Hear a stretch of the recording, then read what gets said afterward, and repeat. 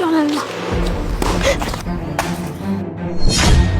আরে মহিলা, হ্যাঁ আপনি চোখে দেখেন না আমার বৌমা প্রেগনেন্ট? আঘাত দিচ্ছেন কেন আমার বৌমারে? হ্যাঁ আমার বৌমা বাচ্চা পেটে, আমার নাতি নাতি যদি কিছু হয় না আপনার কিন্তু খবর হয়ে যাবে। সরি ম্যাডাম, আমি ইচ্ছে করে আপনার বৌমাকে ধাক্কা দেনি, আমি এতটা খেয়াল করিনি।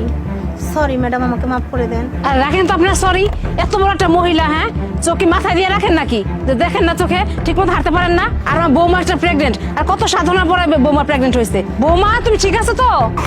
হ্যাঁ হ্যাঁ মা, আমি তো ঠিক আছি, আমার লাগেনি। আমার বৌমার যদি কিছু হয়, আমার নাতি নাতি যদি কোনো সমস্যা হয় আপনাকে দেখে নিব কিন্তু, ঠিক আছে? মা চলো আমরা যাই। মা তোমার সমস্যা হয়নি তো? না না মা, আমি ঠিক আছে, চলো।